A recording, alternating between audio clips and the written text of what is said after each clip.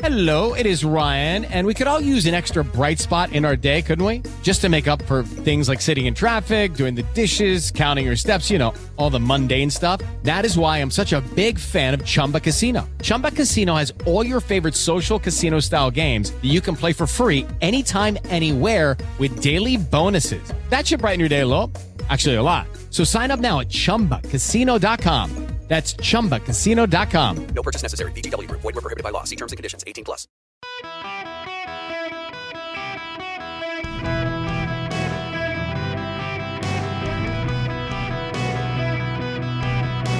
Welcome to the Eric Erickson Show podcast, Hour 1. Hello and welcome. It is Eric Erickson here across the nation. The phone number 877-973-7425.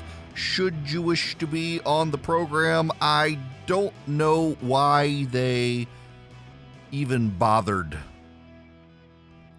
I don't know why they bothered.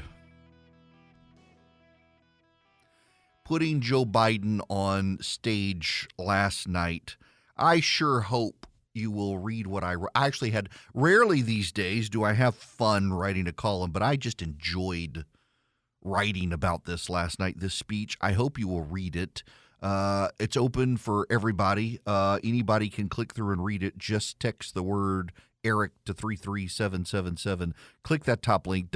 Look for the piece. Second from the top, Democrats, not democracy, are threatened. I just want to read you some. I'm just proud of myself for some of the wordplay. The Democrats' doddering old fool and Fabulist-in-Chief spoke in a part-time train station turned full-time homeless shelter last night to rally progressives.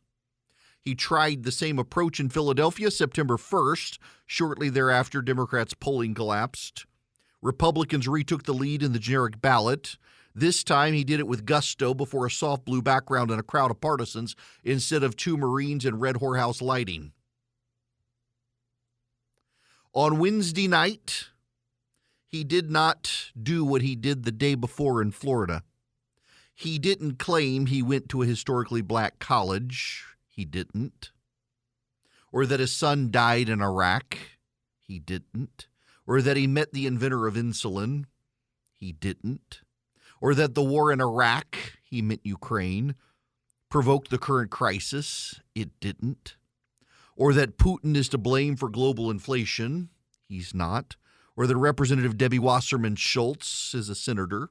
She's not. Instead, he said democracy is under attack. It's not. He didn't talk about inflation. He didn't talk about crime. He didn't talk about the economy. So let me just stop reading my words here and just tell you, here's the problem. Joe Biden's speech last night was written by a progressive 20-something Twitter warrior who's more interested in winning the tweet war than winning reality. I mean, his speech, for example, he said, this is one of the lines he said, the extreme MAGA elements of the Republican Party, which is a minority of that party. So why give an entire speech about the extreme MAGA elements of the Republican Party if they're a minority of the party? He said there are, quote, more than 300 election deniers on the ballot all across America this year. You know, there are more than 10,000 people or 10,000 races, not people, but 10,000 races. So about 20,000 people on the ballot across the country this year. So it's less than 1% of the people. When you combine all the people on the ballots this year across America, less than 1% are election deniers. And by the way, his party funded some of those election deniers to the tune of $53 million, and Biden wouldn't name any of them, not a single one, including the ones his party funded. The only thing his speech is going to do is mobilize anti-Democrat turnout on Election Day. There's no added incentive to his own side. Just think about this. Think about this, folks. If you're fired up because democracy is under attack, aren't you going to go vote? Do you need one more Joe Biden speech after all the times Joy Reid has badgered you into saving democracy? Will one more Biden speech fire up that last? Oh my gosh, He said it twice now. I guess I better go vote. Democracy really must be under attack because he's given 2 speeches on it. Who do you think this is more likely to fire up? The Republicans, who are already fired up and now they're even more fired up? Or the Democrats? What about the independents? Oh my gosh, the President of the United States. Twice he said, this must be important. This must be more important than my pocketbook, my 401k, my kid's school, my grocery bill, my gas bill. Do you really think this is going to fire up independents to suddenly vote Democrat? What the hell was the point of the speech? The fact that today, less than 24 hours after the old doddering fool said it, the media's already moved on to other stuff, should probably tell you this was a wasted opportunity. He could have come out last night and said, listen, threats to democracy are a concern, but I also know the economy is and inflation is. And I actually think having Democrats in Congress where we can actually pass bills instead of having gridlock where nothing gets done to help you would be a good thing. He could have said that. He didn't. He probably cost the Democrats their New Hampshire Senate seat. Probably cost them their New Hampshire Senate seat. There's no early voting in New Hampshire. Stacey Abrams is not there to scream racism, so they don't have early voting. And so now you've got all this momentum headed into Election Day, and here comes the President of the United States and talks about exactly the issues voters don't care about. But I need to say this as well.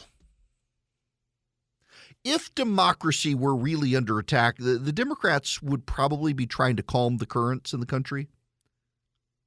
They'd be seeking consensus instead of contentiousness. If democracy were really under attack in the country, Democrats would probably be letting federalism deal with cultural issues instead of trying to steamroll boys into girls' sports. They wouldn't have rushed through a massive spending bill that provoked inflation. They'd have worked with Republicans to narrowly craft one.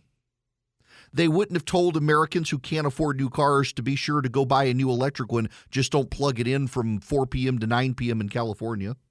They'd have worked to expand fossil fuel production domestically. They wouldn't have focused on abortion. They would have focused on the supply shortage of baby formula, which is still a thing even now. They wouldn't have passed the Inflation Reduction Act that doesn't reduce inflation. That have focused on the economy and not wrecking it. They would have proven to be good stewards who can compromise. Instead, what they did is all or nothing. You must vote for us or you're a racist, bigot, democracy denier.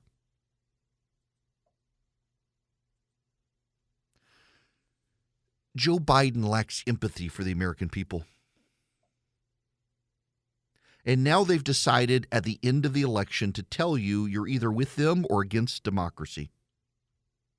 Every time they get an opportunity to express empathy for you, they express antipathy for you. They don't like you. Hispanic voters, there's a big story we'll get to. Hispanic voters have decided Democrats are all for show. They're full of BS. They don't really like them. They keep trying to woo them, and Hispanic voters are breaking decisively for the GOP this time. And this has got to be said. This has to be said.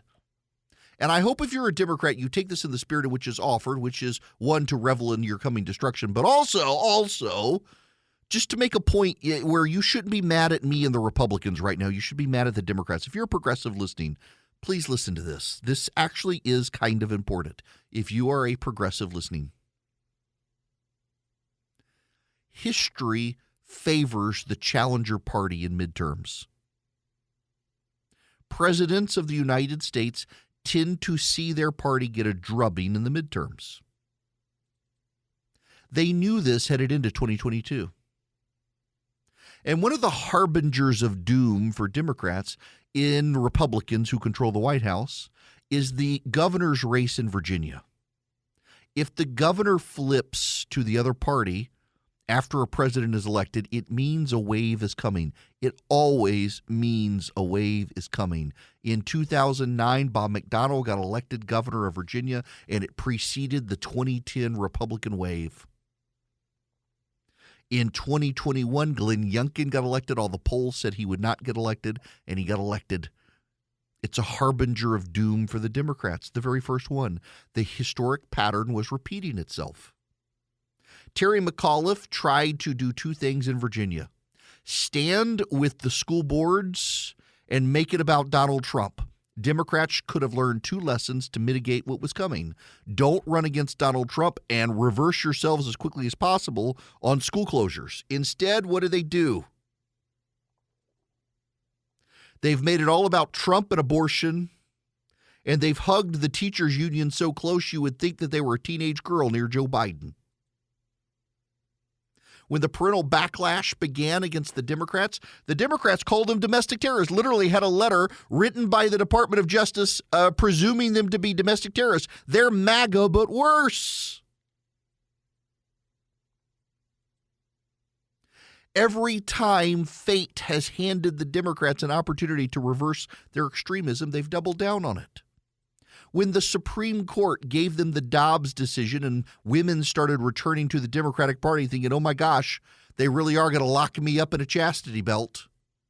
What did the Democrats do? They went full abortion with no exceptions until after birth. Stacey Abrams said inflation is an abortion issue. You need to be able to kill your kids if you can't buy groceries. And what did women do? They're like, my gosh, they're more ghoulish than the Republicans. The Democrats' abortion on demand until the end without exception polls more extremely than the Republican position of no abortion ever. Yes, that's a true fact. The Democrats' no abortion without any exception whatsoever, abortion on demand until the moment of birth, is a more extreme position in polling than no abortions with exceptions for life of the mother and rape. And when the women saw that, they started drifting back to the GOP.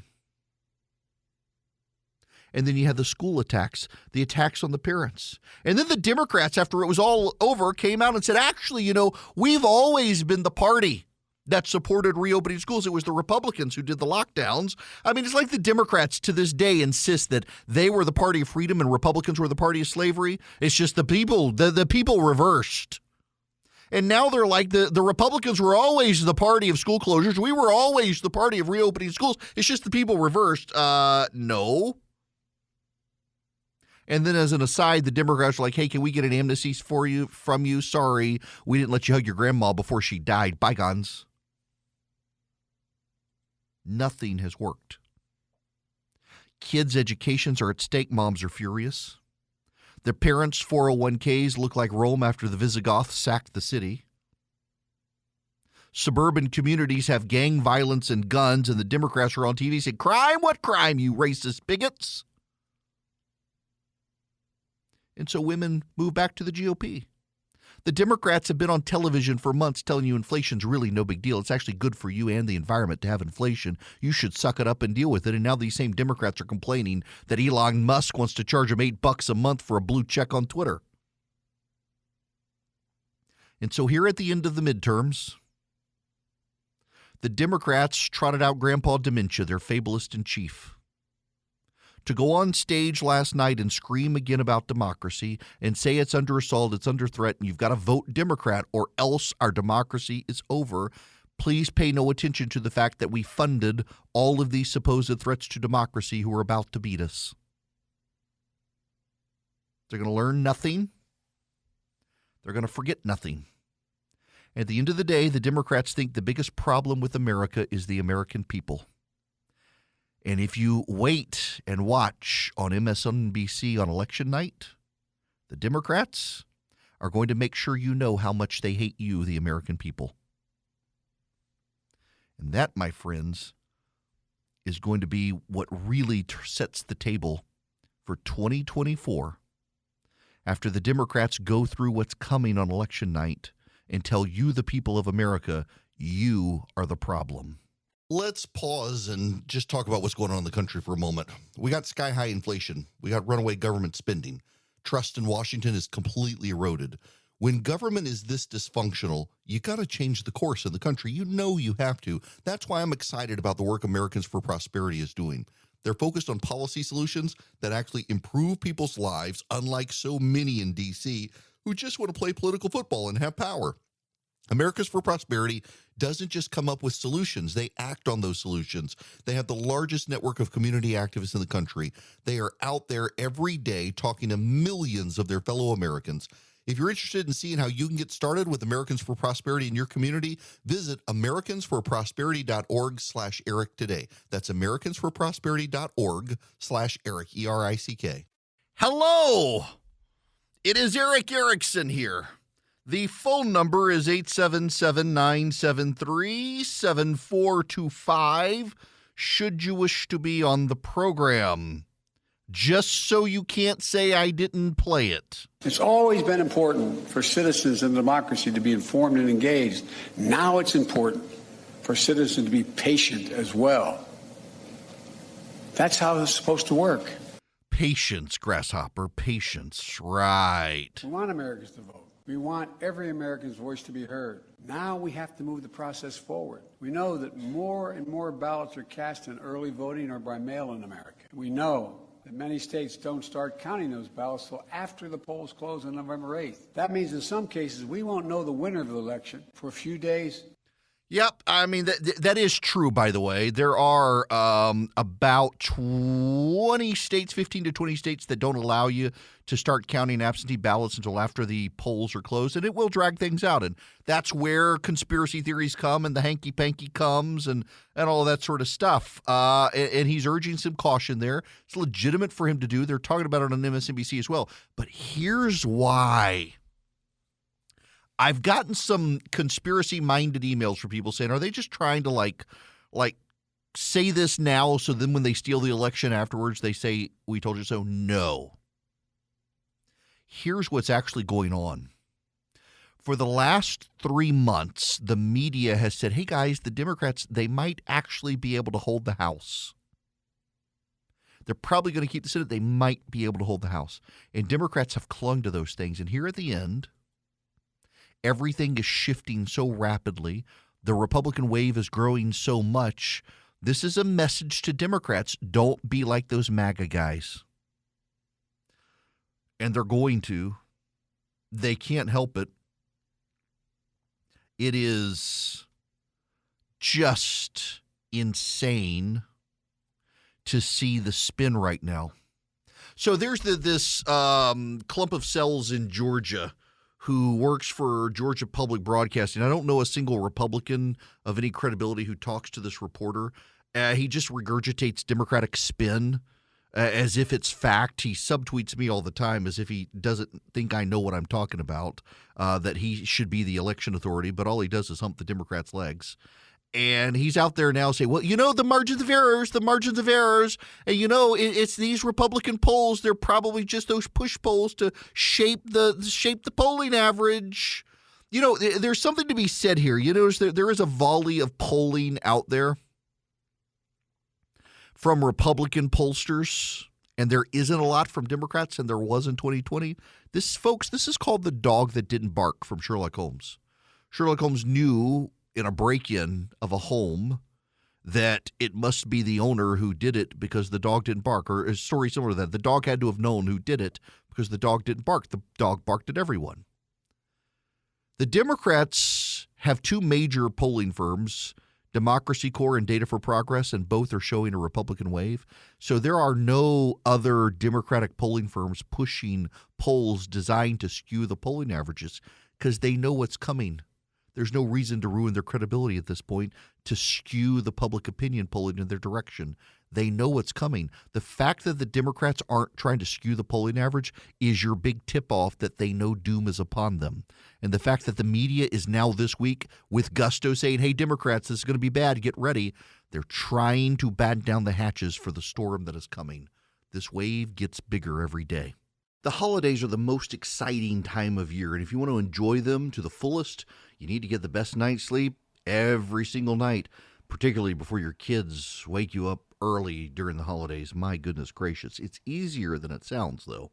You need the softest, most luxurious organic cotton sheets from Boll & Branch. Their sheets are made from the finest 100% organic cotton threads on earth. They make a difference. You can truly feel night after night. Forget the script that they gave me to read. Y'all, let me just tell you, Boll & Branch, I sleep on their sheets, and they get softer every single time I wash them. They are so soft at this point. Like, they start out and they're fine. They're good sheets. You can tell they've got a nice weight to them. They've got a good thread count. The quality of the fabric is very nice. but the more you wash them, the more you realize how good they are because they get softer, but they don't fray. That makes a real difference. I can tell you, I sleep on Boll & Branch sheets. I bought them myself even. They didn't send them to me as an advertiser. I actually bought them. We've been buying them for a while. They're towels and other things as well. But their signature sheets, they come wrapped and ready in a beautiful holiday gift box for you. Your gifts are going to look great. You can give these sheets to people you love. Bring home a better night's sleep this holiday season with Boll & Branch bedding. For a limited time, 20% off your first set of sheets and free shipping when you use promo code ERICK, E-R-I-C-K, at bollandbranch.com. That's Boll and Branch, B-O-L-L-A-N-D branch.com. Promo code ERICK, bollandbranch.com. Hello there. It is Eric Erickson here. Real quick programming note, my apologies to those of you where it sounds like we had dead air a little while ago. We played a clip of the president, and I could hear it. It looked like it was going out, but apparently it didn't actually process on radios across America, so you sound like you had dead air, and my apologies, my fault. It really did look like it was going out, but this clip will go out. This is Ron Klain on CNN in damage control mode about President Biden's speech last night, really telling that he had to say this. The president decided a few days ago that it was important to issue one final warning on this issue to make very clear, to leave no doubt, that we have people out there still peddling the big lie, people now raising the issue of election denial in this election.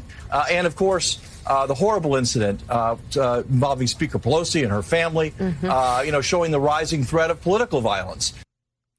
Yeah. Wanted to issue this one final warning, but then there's this. Continue the job creation, continue to move the economy forward, and to tackle the biggest problem we have in the economy right now, frankly, which is inflation and bringing down prices of everyday things that really hit people hard. That's the number one problem right now. It's inflation, and that's the problem we're focused on. Inflation is the number one problem. That's the problem we're focused on. And Joe Biden spent exactly 0 seconds talking about it last night. 0 seconds talking about it. Now, this, for those of you who are in the Georgia area, those of you in Georgia, you're going to want to listen to this. This is the former mayor of Atlanta, Georgia, Keisha Crimeway Bottoms, on MSNBC, spinning the president's speech. Get a load of this rich nonsense. Well, the president has been out on the road, and if anyone is paying attention, they've heard him speak to the issues that are facing the American people. I also want to remind the American people that this uptick in crime was experienced in 2020. This is when this began, and the American people know who the president was at that time. That being said, President Biden is very much aware of the issues and challenges facing our country. He's been out on the road speaking about these issues, reminding people what this administration has done. This is really rich. We didn't have a crime wave in Atlanta until Keisha Lance Bottoms decided not to enforce the law in Atlanta. We didn't have a crime wave in Atlanta until Keisha Lance Bottoms decided the police were the bad guy. We didn't have a crime wave in Atlanta until Keisha Lance Bottoms decided she wanted to defund the police. We didn't have a crime wave in Atlanta until Keisha Lance Bottoms decided the people were the problem in North Atlanta, the Buckhead area. They were a bunch of white racists. How dare they be upset with the crime wave? They're the problem. Now she said, well, it was Trump. Trump's to blame. No, the hell it wasn't. It was you mayors who are progressive partisans who decided the police were the bad guy. You're the ones who go. This is the damage control the Democrats are doing right now. My goodness, it's bad for them. All right, to the phones we go. Jeff, coming to you first. Welcome to the show. How are you? Eric, good afternoon. Thank you for taking my call. There is an obvious systemic gap appearing in Democratic campaign issue and campaign messaging going on right now. At some point earlier in the summer, the Democrats went all in on abortion and MAGA's destroying democracy as their campaign messaging. Those aren't the issues at all that voters are responding to, especially independents today. Here's my question. Why the gap, and why is their miss so large? Aha! Because, Jeff, they made a couple of bad mistakes, and I appreciate that question. Sort of those questions that helps make me look smart. One, Democrats presumed the way to mitigate the midterm historic destruction was to motivate their base. The Democrats have bought into a mythology. It is that their base is bigger than the Republican base, and if they just get it to turn out, they win. The Democratic base is larger than the Republican base, but they forget the independents. And the independents make and break the election. They're not beholden to the Democratic talking points. So what the Democrats decided to do is they decided, well, no independent is going to vote for the Republicans because in the Democratic media bubble, Republicans are election-denying conspiracy theorists, bigots. No one's going to vote for them. So if we motivate the Democratic Party base by talking about abortion and MAGA, we'll motivate them to turn out. The independents will never vote Republican. We win. It was a strategic calculation, and it was a disaster for the Democrats. They alienated their Hispanic and black voters. They, in playing to the white college-educated Democrats, alienated independent voters. And the Republicans were given all of the ground to talk about the economy and crime, to talk about inflation. The Democrats are really out there right now claiming that crime isn't bad, that crime is not actually a problem. Susan Del Percio was on MSNBC, where the Democrats have been pushing back hard on the crime issue. Listen to this audio. If I can get it to play now. The fact that Lee Zeldin is doing so well, I think, is reflective of two things.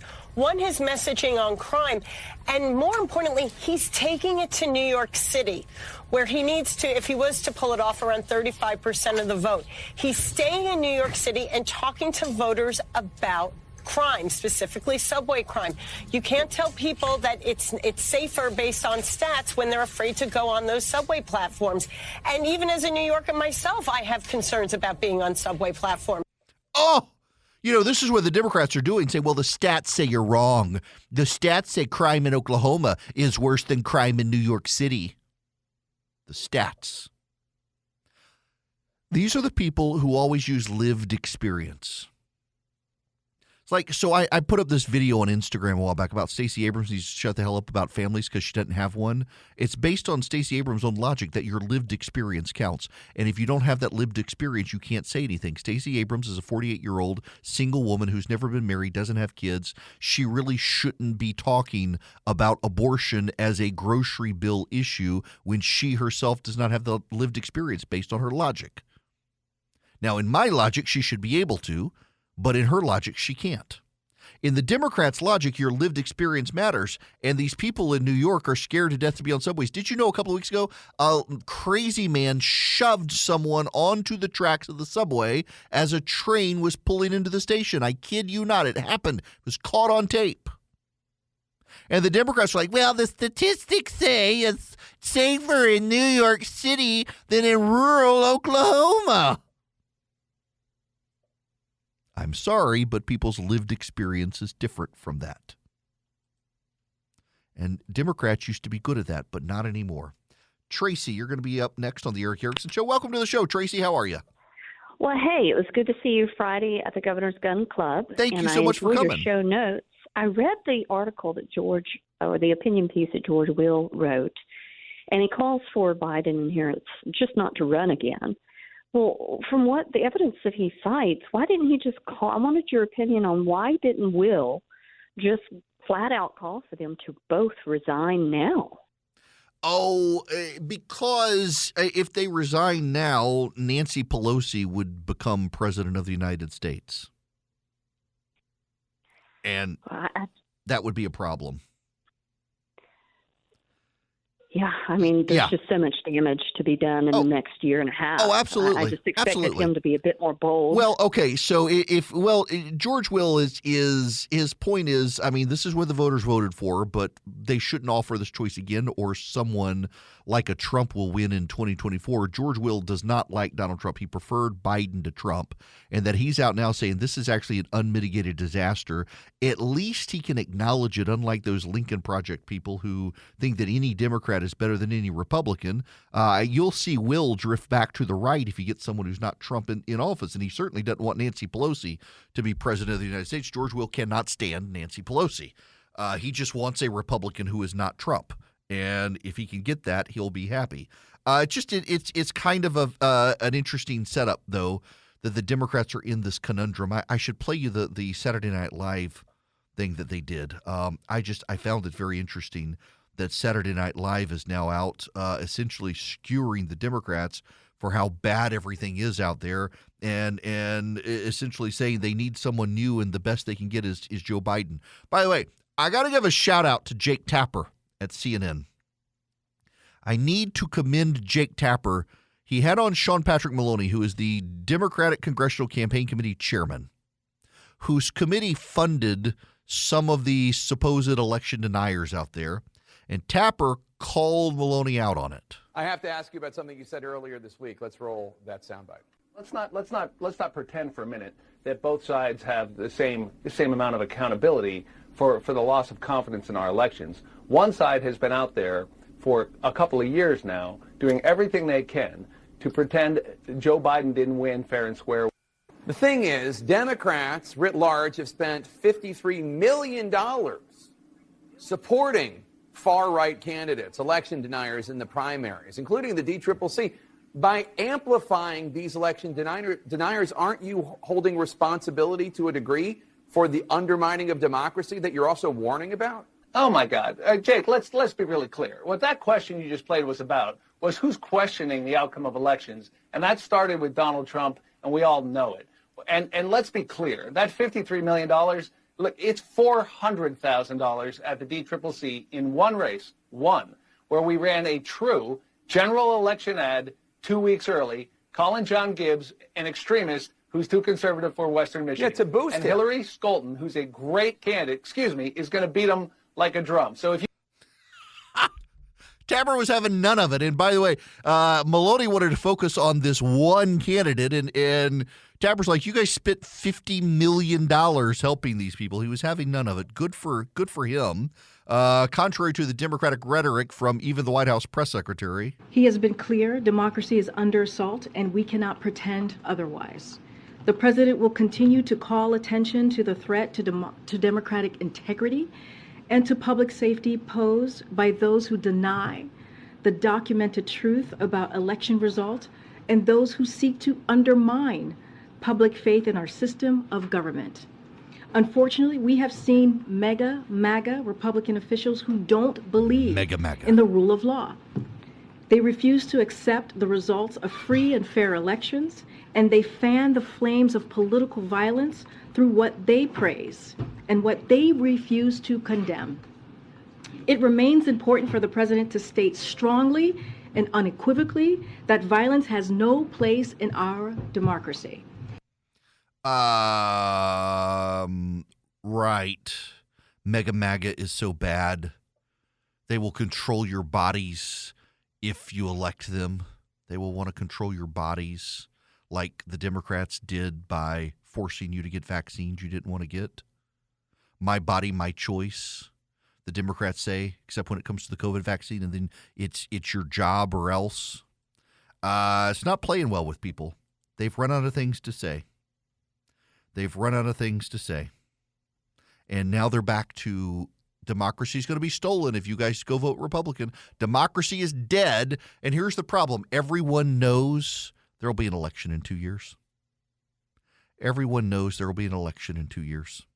So saying democracy is dead if you vote MAGA, actually, no, you're voting for accountability for the Democrats. Still why I think Herschel Walker in Georgia wins without a runoff, because Voters want to hold the Democrats accountable, and Raphael Warnock is part of the problem in Georgia. He's got to be held accountable, and the only way to hold him accountable is to replace him with Herschel Walker. One of the groups that's out helping get everybody elected on the Republican side, the conservative movement, is Patriot Mobile. They do it by growing the conservative movement by taking a portion of their profits and giving it to conservative causes. And the way they help conservative causes with their profits is by you taking your business to them. And you can do it very easily by going to patriotmobile.com/Eric. You get free activation with my name, patriotmobile.com/Eric. You get guaranteed great service. You can see their coverage down to your house with their great coverage maps, 5G data, voice, all of that. patriotmobile.com/Eric. You can also call them 972-PATRIOT, 972-PATRIOT.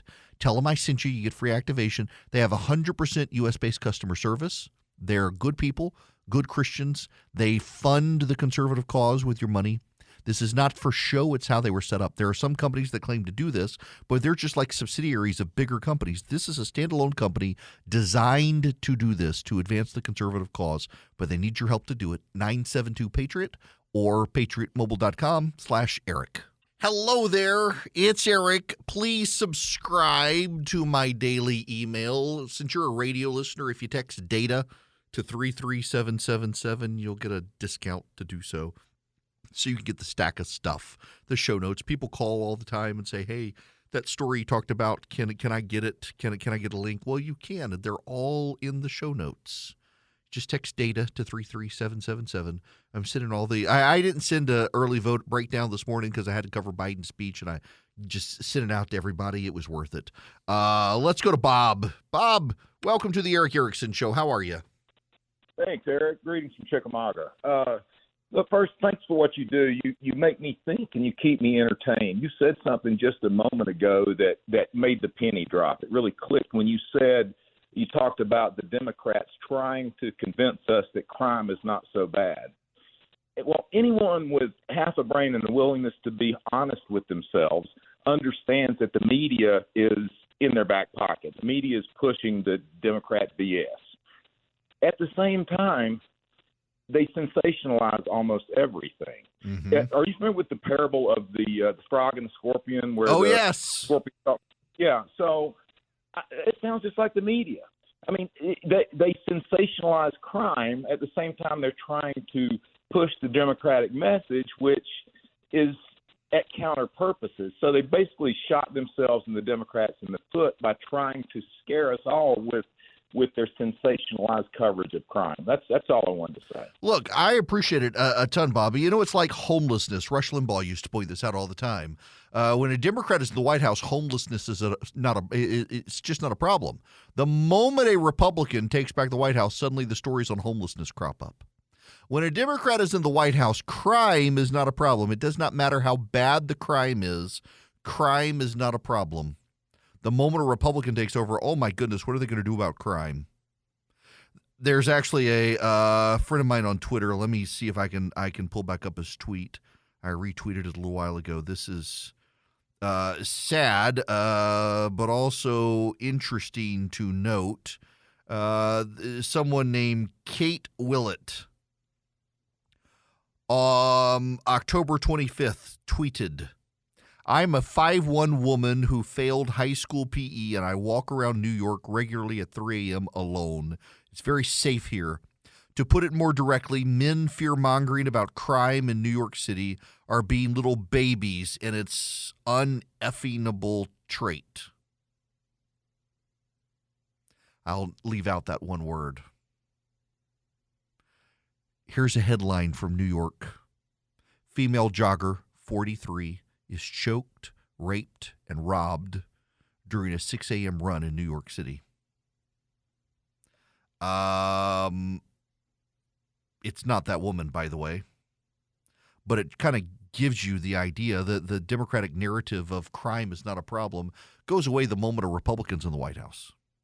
They do everything they can to cover the narrative.